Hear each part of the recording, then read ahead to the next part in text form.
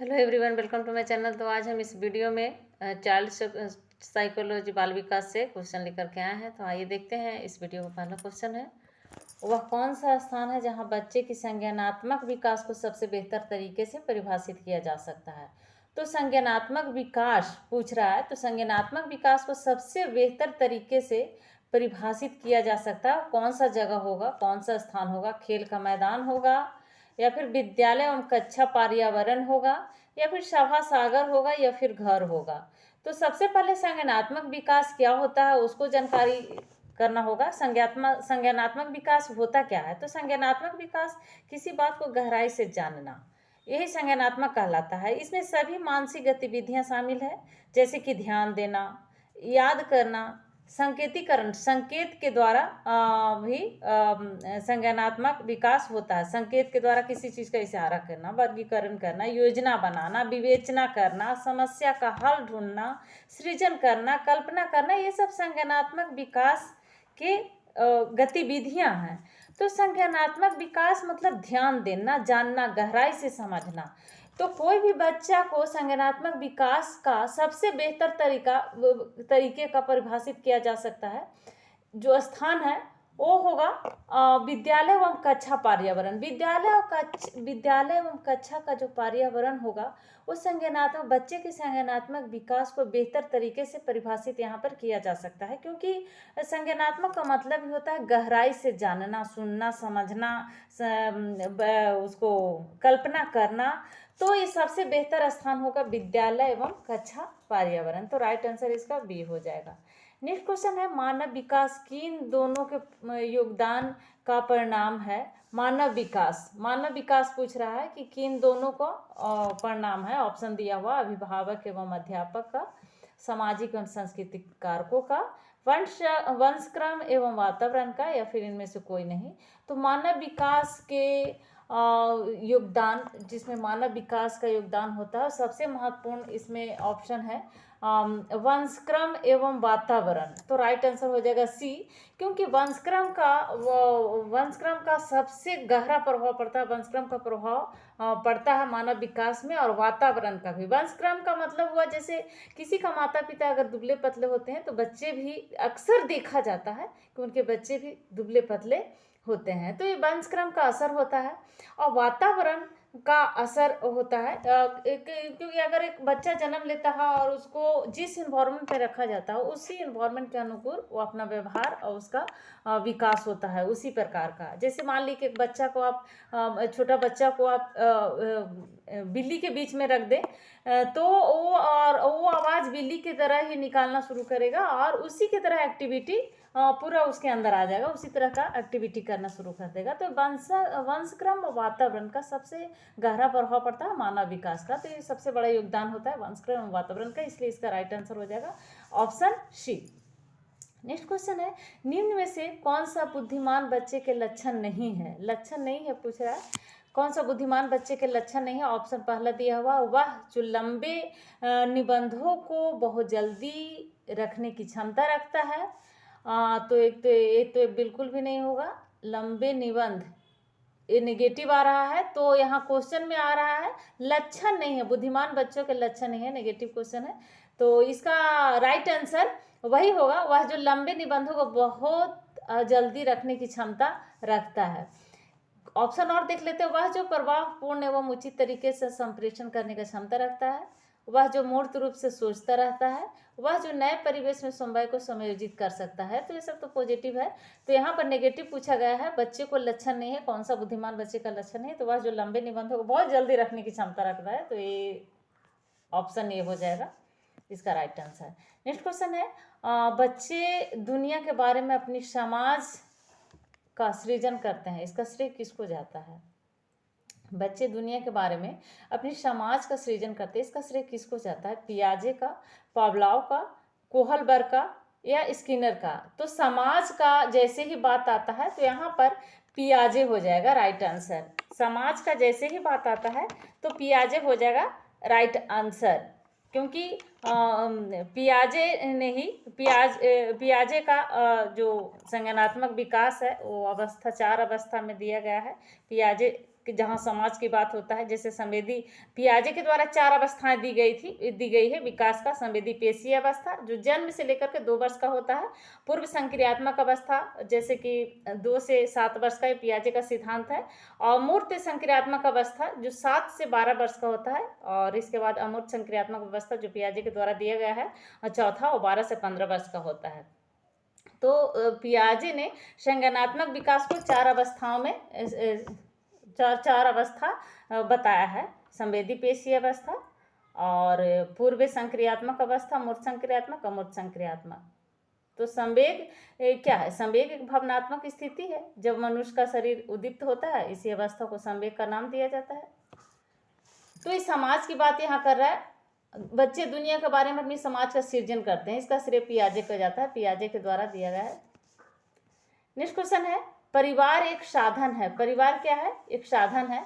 तो परिवार कैसा साधन है? अनौपचारिक शिक्षा का, औपचारिक शिक्षा का, दूरस्थ शिक्षा का, या फिर गैर औपचारिक शिक्षा का। तो अनौपचारिक शिक्षा का परिवार कैसा साधन है? अनौपचारिक शिक्षा का साधन है। नेक्स्ट क्वेश्चन है, अवधारणाओं का विकास मुख्य रूप से किसका हिस्सा है? तो अवधारणाओं का विकास मुख्य रूप से किसका हिस्सा है? ऑप्शन है बौद्धिक विकास, शारीरिक विकास, सामाजिक विकास, संवेगात्मक विकास। अवधारणा की बात कर रहा है यहाँ, तो बौद्धिक विकास हो जाएगा। अवधारणाओं का मुख्य रूप से, अवधारणाओं का विकास मुख्य रूप से किसका हिस्सा है? तो बौद्धिक विकास का राइट आंसर ऑप्शन नहीं हो जाएगा। नेक्स्ट क्वेश्चन है, निम्न कक्षाओं में शिक्षण की खेल विधि आधारित है। निम्न कक्षाओं में शिक्षण की खेल विधि आधारित है, किस पे आधारित है? शारीरिक शिक्षा कार्यक्रम के सिद्धांत पर, या शिक्षण की विधियों के सिद्धांत पर, या विकास एवं वृद्धि के मनोवैज्ञानिक सिद्धांत के आधार पर। तो कक्षा में शिक्षण की खेल, तो इसमें राइट आंसर सी हो जाएगा, विकास एवं वृद्धि के मनोवैज्ञानिक सिद्धांत के आधार पर। नेक्स्ट क्वेश्चन है, निम्न में से कौन सी पूर्व बाल्यावस्था की विशेषता नहीं है? पूर्व बाल्यावस्था की विशेषता नहीं है दल या समूह में रहने की अवस्था,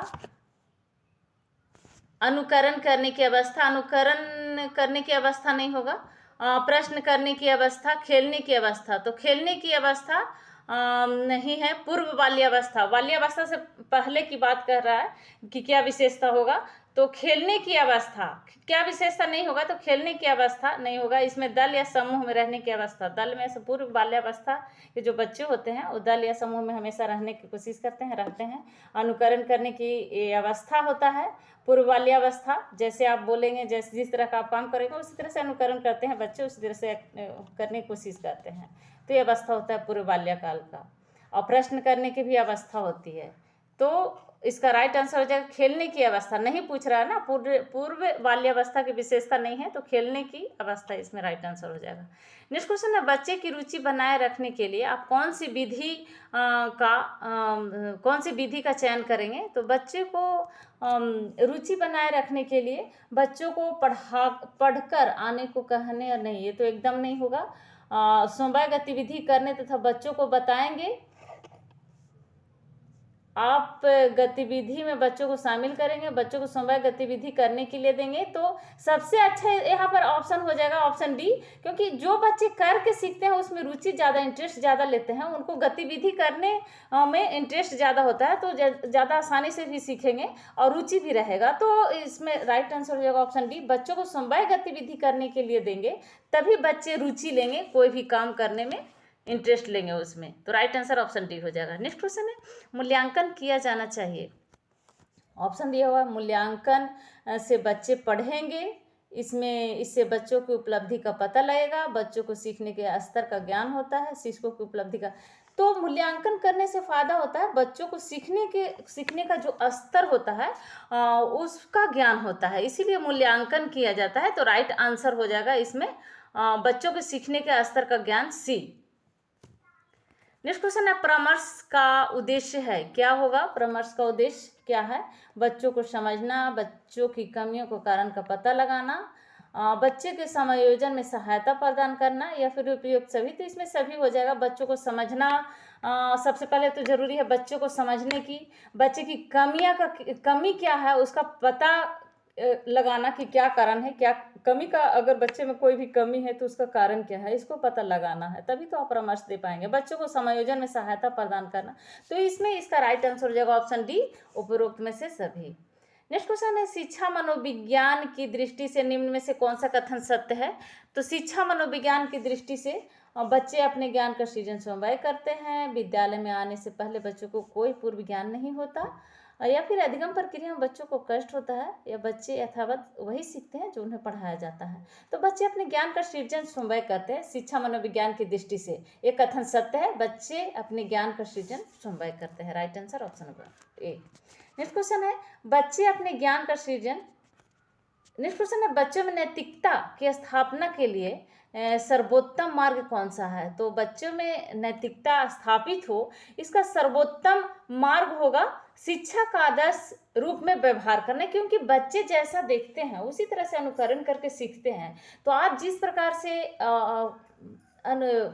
अपना व्यवहार करेंगे तो आपको देख करके बच्चे, तो इसलिए शिक्षक को यहाँ पर आदर्श रूप में व्यवहार करना बच्चे में नैतिकता की स्थापना करने के लिए सर्वोत्तम मार्ग होगा। और सारे जो ऑप्शन है उसमें धार्मिक पुस्तक पढ़ना, धार्मिक पुस्तक पढ़ने से कुछ नहीं होने वाला है।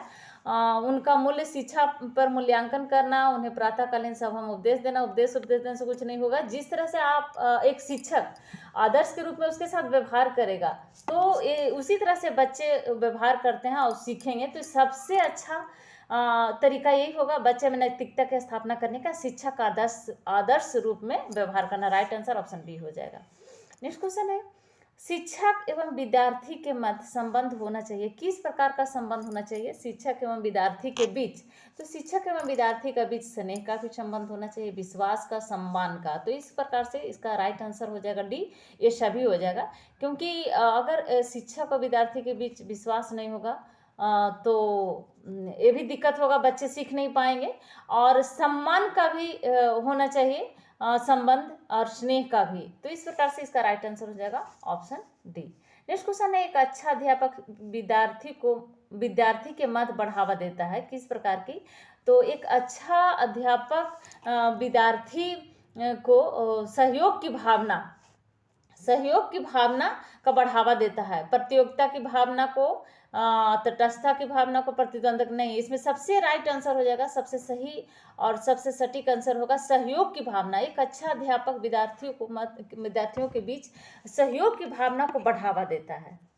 नेक्स्ट क्वेश्चन है, मानसिक रूप से स्वस्थ अध्यापक की विशेषता क्या है? तो मानसिक रूप से स्वस्थ अध्यापक की विशेषता होगा, ऑप्शन देख लेते हैं। वह संवेदनात्मक रूप से संतुलित है, उसे अपने विषय का गहन ज्ञान है, वह आध्यात्मिक संवेदनशील है, वह सख्त अनुशासन पसंद करता है। तो उसे अपने विषय का, मानसिक रूप से स्वस्थ अध्यापक की विशेषता होना चाहिए उसको, वह संवेदनात्मक रूप से संतुलित होना चाहिए अध्यापक को। तो इसका राइट आंसर हो जाएगा ऑप्शन ए। नेक्स्ट क्वेश्चन है, शिक्षा का अति महत्वपूर्ण उद्देश्य क्या है? तो शिक्षा का अति महत्वपूर्ण उद्देश्य क्या होगा? आजीविका कमाना, बच्चे का सर्वांगीण विकास, पढ़ना लिखना सीखना, बौद्धिक विकास। तो बच्चे का सर्वांगीण विकास इसका राइट आंसर हो जाएगा। शिक्षा का अति महत्वपूर्ण उद्देश्य क्या होगा? बच्चे का शिक्षा किस लिए दिया जाता है? बच्चे को सर्वांगीण विकास हो, इसलिए शिक्षा जरूरी है। तो शिक्षा के माध्यम से बच्चे का सर्वांगीण विकास होता है। तो शिक्षा का अति महत्वपूर्ण उद्देश्य होगा और उसका राइट आंसर हो जाएगा बच्चे का सर्वांगीण विकास। सिर्फ आजीविका कमाने के लिए शिक्षा ग्रहण नहीं किया जाता है, पढ़ने लिखने के लिए सिर्फ शिक्षा नहीं ग्रहण किया जाता है, बौद्धिक विकास के लिए सिर्फ शिक्षा नहीं ग्रहण किया जाता है। शिक्षा एक ऐसा चीज है जिससे बच्चों को सर्वांगीण विकास हो। तो राइट आंसर हो जाएगा ऑप्शन बी। नेक्स्ट क्वेश्चन है, बच्चे की बुद्धि लब्धि 90 से 110 के मध्य है, तो वह किस प्रकार का बच्चा है? 90 से 110 तो सामान्य बुद्धि वाला होगा बच्चा। 90 से 110 के बीच में अगर है बुद्धि लब्धि तो सामान्य बुद्धि का होगा। नेक्स्ट क्वेश्चन है, सतत एवं व्यापक मूल्यांकन में व्यापक मूल्यांकन शब्दावली का तात्पर्य क्या होता है? तो सतत एवं व्यापक मूल्यांकन में व्यापक मूल्यांकन शब्दावली का तात्पर्य होगा शैक्षिक एवं शैक्षिक क्षेत्र का मूल्यांकन। शैक्षिक एवं शैक्षिक क्षेत्र का मूल्यांकन, राइट आंसर सी हो जाएगा ऑप्शन सी। नेक्स्ट क्वेश्चन, दीक्षा द्वारा पूछे गए एक प्रश्न का उत्तर शिक्षक तत्काल नहीं दे सकता। शिक्षक की प्रतिक्रिया क्या होनी चाहिए? शिक्षक द्वारा दीक्षा को चुप कराने देना चाहिए। दीक्षा एक स्टूडेंट है, उसके द्वारा कुछ प्रश्न पूछा गया है, तो शिक्षक को क्या करना चाहिए? शिक्षक तत्काल नहीं दे सकता है उस प्रश्न का उत्तर। शिक्षक की प्रतिक्रिया क्या होना चाहिए? तो शिक्षक द्वारा पहला ऑप्शन है, शिक्षक द्वारा दीक्षा को चुप करा देना चाहिए। बिल्कुल भी नहीं। चुप करा देने से, अगर आप डांट को किसी बच्चे को चुप करा दीजिएगा तो उसके अंदर जो प्रश्न है उसका हल नहीं होगा, वो संतुष्ट नहीं हो पाएगा उस शिक्षक से, तो कुछ सीख नहीं पाएगा। दूसरा ऑप्शन है, शिक्षक द्वारा दीक्षा का ध्यान बता देना चाहिए। ध्यान बता देना यहाँ होना चाहिए, मतलब इधर उधर भटका देना चाहिए, तो ये भी नहीं करने का है। शिक्षक को कहना चाहिए कि मैं नहीं जानता हूँ, ये भी नहीं। शिक्षक द्वारा इस प्रश्न का सही उत्तर बाद में समझा कर देनी चाहिए, तो ये राइट आंसर ये होगा, क्योंकि शिक्षक द्वारा इस प्रश्न का सही उत्तर बाद में समझ कर देना चाहिए। Right answer option D.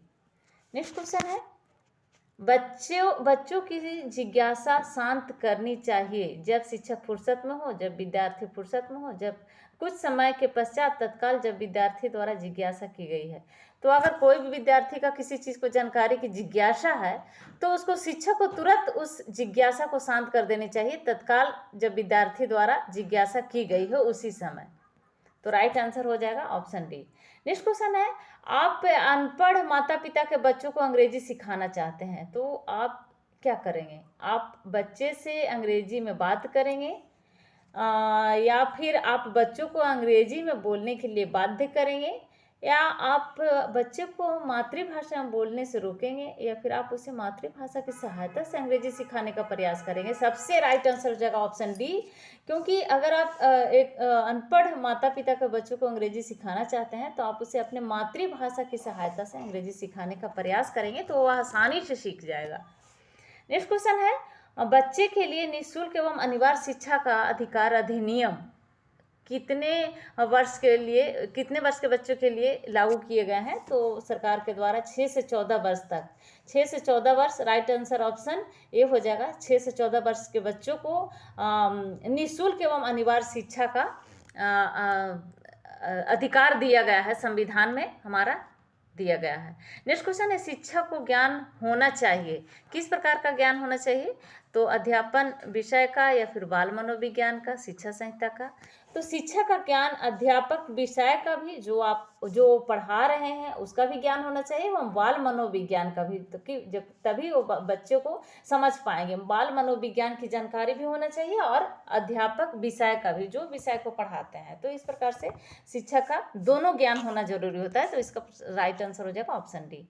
Next question है, बच्चे के विकास को सिरस्ते सिद्धांत के अनुसार निम्न में से सत्य कथन क्या है? सिरस्त का मतलब क्या होता है? सिरस्त मतलब सिर से, बच्चे का विकास सिर से पैर की ओर, उसी को सिरस्त बोलते हैं। मतलब जब बच्चा पैदा लेता है तो सबसे पहले क्या करता है, अपना सिर को क्या बोलते हैं, कंट्रोल करना शुरू करता है। उसको सबसे पहले सिर को उठाता है, या फिर उस पर कंट्रोल करना है, या फिर हिलाता डुलाता है, तो सबसे पहले सिर से ही शुरू करता है, तो उसी को सिरस्त बोलते हैं। सिर से पैर की ओर विकास होता है बच्चे को, तो उसी को सिरस्त का सिद्धांत दिया गया है। तो सिर से पैर की ओर, तो सिर से सबसे पहले बच्चा सिर को कंट्रोल करता है, उठाता है, इधर उधर करता है, सिर से इधर उधर घुमाता है, बाएं दाएं, तो आगे ऊपर नीचे, तो सबसे पहले सिर को कंट्रोल करता है, फिर अपने भुजा को कंट्रोल करता है, कंट्रोल करने की कोशिश करता है। इसी प्रकार से अपने उंगली को, और फिर उसके बाद पेट के बल लेटने की कोशिश करता है, फिर घुटने से और पेट से चलने की कोशिश करता है, और उसके बाद फिर पैर से बैठने की कोशिश करता है, फिर खड़ा होकर चलने की कोशिश करता है। तो इसी को सिरस्त का सिद्धांत कहा गया है। सिरस्त, सिर से पैर की ओर विकास बच्चे को, तो बच्चे को विकास को सिरस्त सिद्धांत के अनुसार निम्न से सत्य कथन क्या है? सत्य कथन पूछ रहा है, तो विकास सिर से पैर की ओर, विकास सिर से पैर की ओर होगा, यही राइट आंसर होगा। विकास पैर से सिर की ओर ये नहीं होगा, विकास मध्य भाग से भी नहीं होगा। राइट आंसर ऑप्शन ए हो जाएगा, सिर से पैर की ओर, सिरस्त का सिद्धांत ये होता है। नेक्स्ट क्वेश्चन है, गार्डनर ने 7 बुद्धि का अधिमान निर्धारित किया, इसमें से कौन सा नहीं है? गार्डनर के द्वारा जो 7 बुद्धि का सिद्धांत दिया गया है, इसमें ऑप्शन है स्थान संबंधी बुद्धि, भावनात्मक बुद्धि, अंतव्यक्तिक बुद्धि, भावात्मक बुद्धि। तो भावात्मक बुद्धि इसमें नहीं होगा। गार्डनर के साथ जो बुद्धि का सिद्धांत दिया है, इसमें भावात्मक बुद्धि को नहीं दिया गया है। गार्डनर ने जो सिद्धांत दिया है साथ, उसमें भाषाई बुद्धि, और उसके बाद तार्किक गणितीय बुद्धि दिया है, संगीतनात्मक दिया है, और संगीतनात्मक बुद्धि दिया है, शारीरिक गति संवेदी दिया है, स्थान संबंधी दिया है, अंतर्व्यक्तिक दिया है, प्रकृतिवादी दिया है। यही है गार्डनर के 7 बुद्धि का सिद्धांत, जिसमें भावनात्मक बुद्धि नहीं दिया गया है। तो ये राइट आंसर हो जाएगा ऑप्शन बी। नेक्स्ट क्वेश्चन है, घटना और वस्तुओं के बारे में एक बच्चा तार्किक रूप से सोच सकता है, पियाजे के चरणों के संबंध से सही कथन क्या होगा? तो एक बच्चा तार्किक रूप से कब सोचेगा? सेंसरी तंत्रिका तंत्र, प्रारंभिक संचालन प्रक्रिया, मूर्त संचालन प्रक्रिया, औपचारिक संचालन प्रक्रिया। तो मूर्त संचालन प्रक्रिया होगा। पियाजे का जो दिया गया है 4 चरण पियाजे जो द्वारा दिया गया है, संवेदी पेशीय अवस्था, पूर्व संक्रियात्मक अवस्था, दूसरा तीसरा हो जाएगा मूर्त संक्रियात्मक, और चौथा अमूर्त संक्रियात्मक। तो घटना और वस्तुओं के बारे में बच्चा कब सोचेगा? एक बच्चा तार्किक रूप से कब सोचेगा, किस अवस्था में सोचेगा? तो संवेदी पेशीय अवस्था जो पियाजे द्वारा दिया गया है, वो जन्म से 2 वर्ष तक है, तो उस अवस्था में तो सोचेगा नहीं। उसके बाद पूर्व संक्रियात्मक अवस्था दिया है 2 से 7 वर्ष का है। तो 2 से 7 वर्ष में बच्चा क्या सोचेगा? चिंतन करेगा? तार्किक रूप से सोच पाएगा? नहीं सोच पाएगा, तो ये भी नहीं होगा। अब है इसमें ऑप्शन में आपको मूर्त संचालन प्रक्रिया दिया है।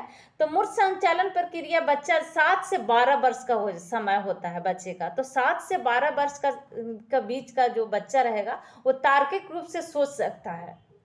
तो राइट आंसर हो जाएगा ऑप्शन सी, मूर्त संचालन प्रक्रिया।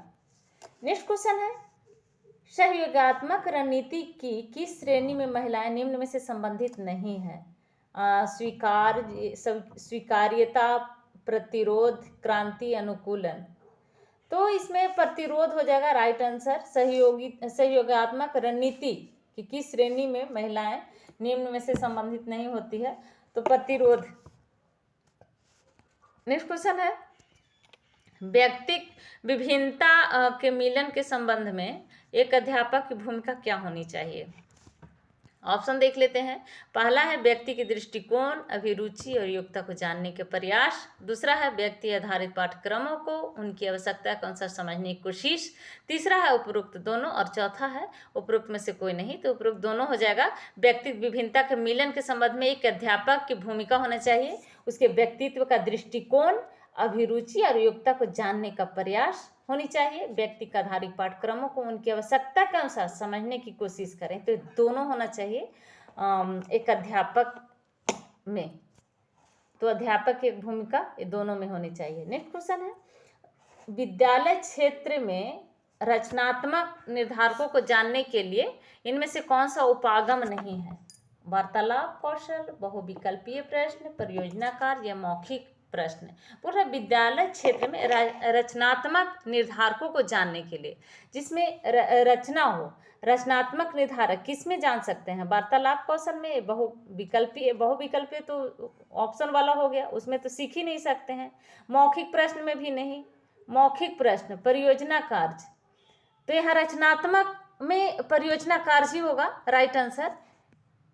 बहुविकल्पीय प्रश्न अच्छा नहीं पूछ रहा है। अगर पूछता तो परियोजना कार्य होता, नहीं पूछ रहा है, क्वेश्चन में नेगेटिव है। वो कौन सा उपागम नहीं होगा? तो इसमें राइट आंसर हो जाएगा बहुविकल्पीय, जिसमें ऑप्शन होता है उसमें क्या रचना सीखेगा? ऑप्शन वाला में तो वही होगा। नेक्स्ट क्वेश्चन है, आपकी कक्षा में कुछ छात्र अति मेधावी हैं, आप उन्हें किस तरह पढ़ाएंगे? तो जो छात्र अति मेधावी होते हैं उनको तो समृद्धिकरण कार्यक्रमों के द्वारा ही पढ़ाया जाएगा मेधावी छात्र को, क्योंकि उनका समय बर्बाद करना उचित नहीं है। तो अगर आपकी कक्षा में कोई छात्र अति मेधावी हैं तो उन्हें समृद्धिकरण कार्यक्रमों के द्वारा पढ़ाया जाए।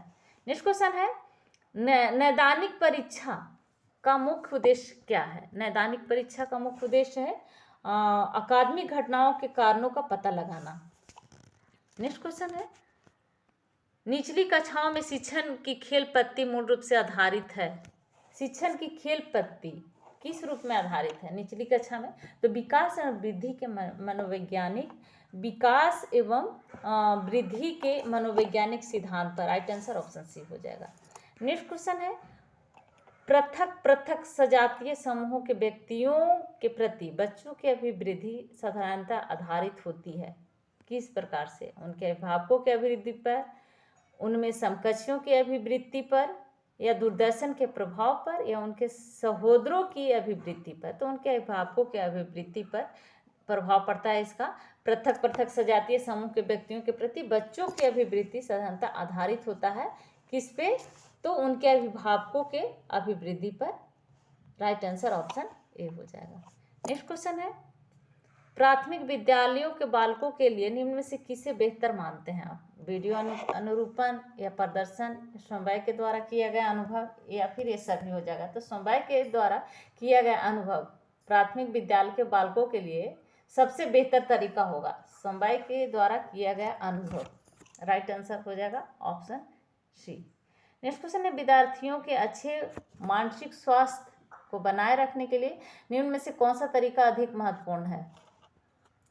तो विद्यार्थियों के अच्छे मानसिक स्वास्थ्य को बनाए रखने के लिए सबसे महत्वपूर्ण तरीका होगा अध्यापक की भूमिका एवं विद्यालयी वातावरण। विद्यालय का वातावरण और अध्यापक की भूमिका पर डिपेंड करेगा विद्यार्थियों को अच्छे मानसिक स्वास्थ्य को बनाए रखने में। तो राइट आंसर हो जाएगा ऑप्शन डी। नेक्स्ट क्वेश्चन है, विद्यार्थियों को विद्यालय में खेलना क्यों उचित है? तो विद्यार्थियों को विद्यालय में खेलना इसलिए उचित है क्योंकि यह सहयोग एवं शारीरिक संतुलन का विकास करेगा, सहयोग की भावना आएगा विद्यार्थियों में और शारीरिक संतुलन का भी विकास करेगा। तो राइट आंसर हो जाएगा ऑप्शन डी। नेक्स्ट क्वेश्चन है, जिस प्रक्रिया में व्यक्ति दूसरे के परिवार को देखकर सीखता है न कि प्रत्यक्ष अनुभव से, उसको कहा जाता है सामाजिक अधिगम, अनुबंधन, प्रायोगिक अधिगम, आकस्मिक अधिगम। तो सामाजिक अधिगम होगा जब व्यक्ति दूसरों के परिवार को देखकर सीखता है, तो इसमें सामाजिक अधिगम हो जाएगा राइट आंसर। नेक्स्ट क्वेश्चन है, एक शिक्षक विद्यार्थियों में सामाजिक मूल्यों को विकसित कर सकता है। एक शिक्षक विद्यार्थियों में सामाजिक मूल्यों को विकसित कर सकता है किस प्रकार से? महान व्यक्तियों के बारे में बोलकर? नहीं। अनुशासन की अनुभूति को विकसित करके? नहीं। आदर्श रूप से बर्ताव करके एक शिक्षक विद्यार्थियों में सामाजिक रूप से विकसित कर सकता है। तो राइट आंसर हो जाएगा ऑप्शन सी।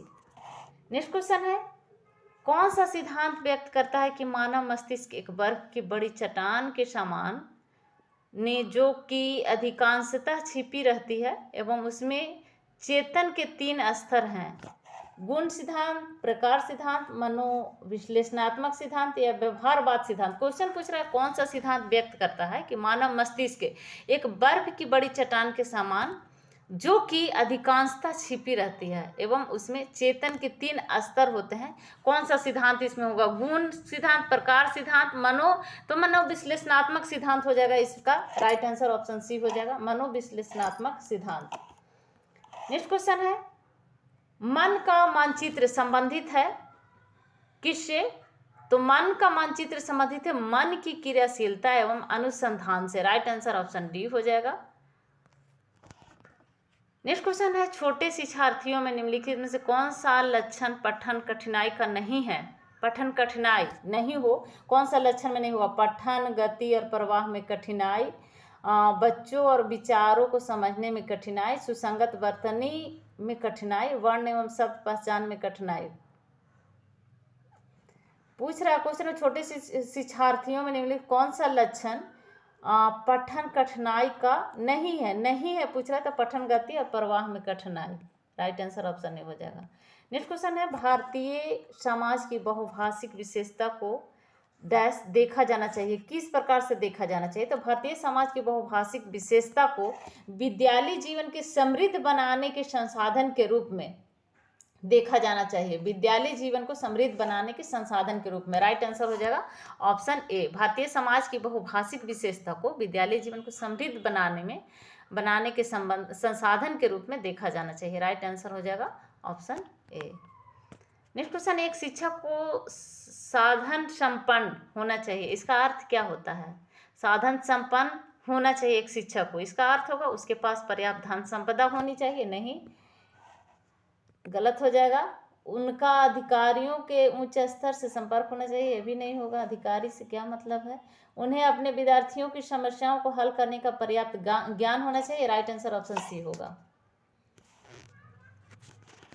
नेक्स्ट क्वेश्चन है, व्यक्तिगत शिक्षार्थी एक दूसरे से किसमें भिन्न होते हैं? व्यक्तिगत शिक्षार्थी विकास की दर में, कि विकास क्रम में, या फिर विकास की समान क्षमता में, वृद्धि एवं विकास के सिद्धांत में, तो विकास की दर राइट आंसर हो जाएगा। व्यक्तिगत शिक्षार्थी एक दूसरे से किस प्रकार से भिन्न होते हैं? तो व्यक्तिगत शिक्षार्थी एक दूसरे से उसका दर क्या है, उसका परसेंटेज क्या है विकास का, तो उसमें भिन्न हो सकते हैं। तो राइट आंसर हो जाएगा ऑप्शन ए।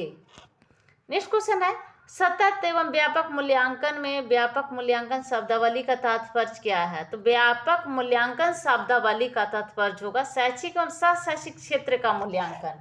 शैक्षिक एवं शैक्षिक क्षेत्र का मूल्यांकन ऑप्शन सी। सतत एवं व्यापक मूल्यांकन में व्यापक मूल्यांकन शब्दावली का तात्पर्य होगा। राइट आंसर ऑप्शन सी होगा। नेक्स्ट क्वेश्चन है, मूल्यांकन का उद्देश्य क्या है? मूल्यांकन का उद्देश्य क्या है, किस उद्देश्य से मूल्यांकन किया जाता है? तो उत्पादक जीवन जीने के लिए शिक्षा किस सीमा तक तैयार की गई है, तो इसको पुष्टिकरण के लिए पुष्टि पोषण का प्रदान करता है मूल्यांकन। मूल्यांकन क्या करता है? उत्पादक जीवन जीने के लिए शिक्षा किस सीमा तक तैयार है, मतलब कितना सीख चुका है, कोई भी बच्चा कितना शिक्षा ग्रहण कर चुका है ताकि वो अपना जीवन जी सके, जीवन जीने के लिए वो कितना शिक्षा ग्रहण कर लिया है, तो इसी का पुष्टिकरण होता है मूल्यांकन के द्वारा। तो मूल्यांकन का उद्देश्य यही होता है। नेक्स्ट क्वेश्चन है, कक्षा में विद्यार्थियों की रुचि बनाए रखने के लिए एक शिक्षक को क्या करना चाहिए? तो प्रश्न पूछना चाहिए बीच बीच में, तभी तो बच्चे का रुचि रहेगा, ध्यान रहेगा उस पर, और अच्छे से सुनेगा और अच्छे से समझेगा। तो कक्षा में विद्यार्थियों को रुचि बनाए रखने के लिए बीच बीच में शिक्षक को प्रश्न पूछना चाहिए। नेक्स्ट क्वेश्चन है, दबाव को कम करने एवं परीक्षाओं में सफलता के लिए क्या आवश्यक है? दबाव बच्चे पर कम हो और परीक्षा में सफलता हो, तो इसमें आवश्यकता है कम अवधि की परीक्षाओं में अंतरण। कम अवधि का जो परीक्षा होता है उसमें अंतरण, इसका राइट आंसर यही होगा। नेक्स्ट क्वेश्चन है, विवेचनात्मक शिक्षा शास्त्र का यह दृढ़ विश्वास है कि शिक्षार्थियों को अनुभव और प्रत्यक्षण महत्वपूर्ण होते हैं। शिक्षार्थियों के अनुभव और प्रत्यक्षण महत्वपूर्ण होते हैं। विवेचनात्मक शिक्षा शास्त्र का यह दृढ़ विश्वास है। तो राइट आंसर हो जाएगा ऑप्शन डी।